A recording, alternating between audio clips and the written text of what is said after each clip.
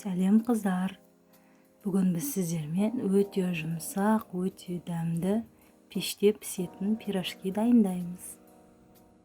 Бізге қажетті заттар: керегінше ұн, жарты чайный ложка тұз, 1 жұмыртқа, 200 грамм жылы су, 200 грамм жылы сүт, 1 чайный ложка дрожж, 3 ас қасық құмшекер, 3 ас қасық сұйық май қажет.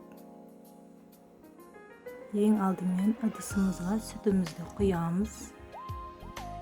Одан соң суымызды құямыз. Үстінен тұзымызды саламыз. Құмшекерімізді саламыз. Одан соң майымызды құйып, жақсылап тұрып араластырамыз.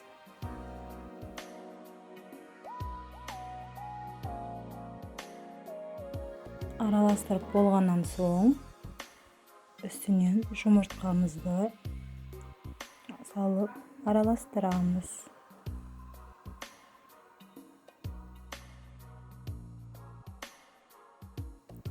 Одан соң үстінен дрожжымызды салып тағы да араластырамыз.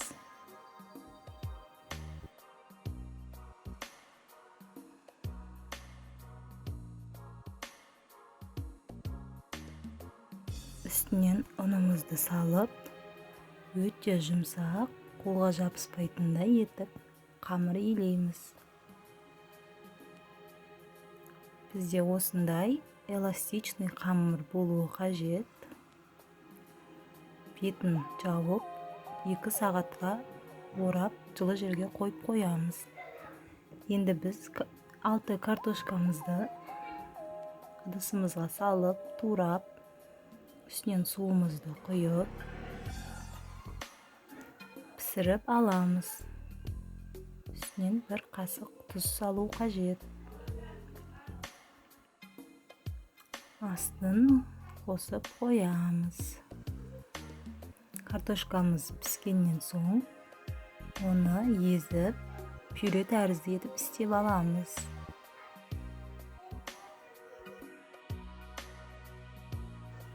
Енді бізге 3 пиязды осылай турап аламыз. Қызып тұрған табамызға пиязымызды салып, қуырып аламыз.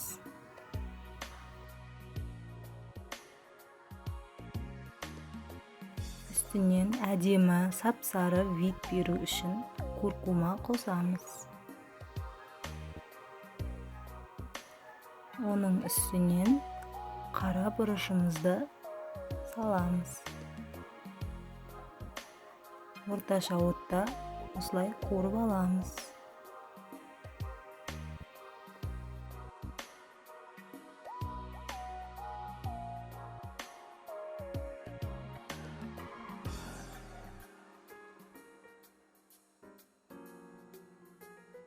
Бізде осындай сап-сары болып, пиязымыз әдемі түр беріп тұр. Одан соң картошкамыздың үстінен пиязымызды салып, жақсылап араластырамыз.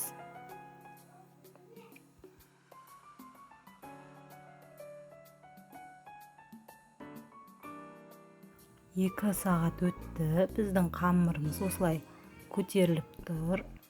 Одан соң қамырымызды, қолымызды майға бір малып алып, осылай қамырларымызды бөліктерге бөліп, бетін жауып, жарты сағатқа қойып қоямыз. Осылай болып беті ісініп тұрады. Қолдарыңызды майға бір майлап алып, қамырымызды қолымызбен осылай етіп жайып шығамыз.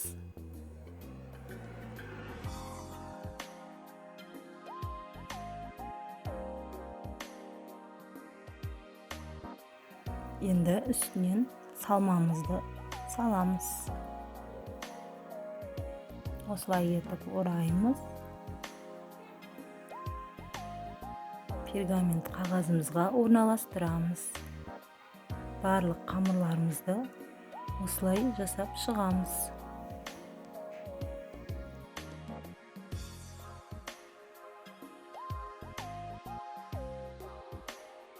Қолымызбен жайып, үстінен начинкамызды салып, ораймыз.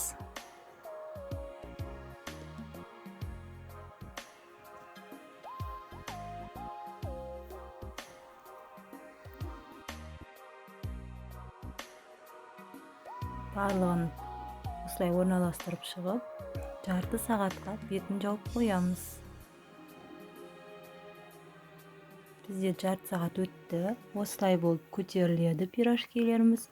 Үстінен жұмыртқамызды жағып шығамыз.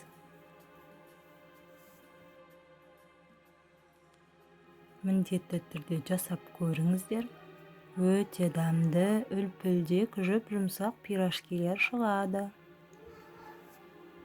Енді үстінен әсемдеу үшін мак немесе күнжіт сеуіп, пышақпен осылай әсемдейміз.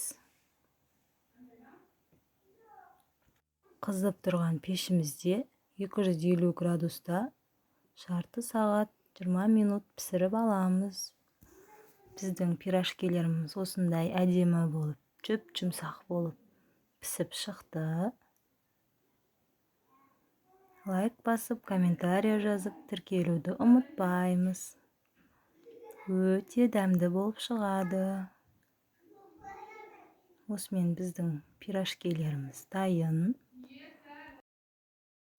Барлықтарыңызға ас болсын. Любой смайлікпен бағасын беріп кетіңіздер.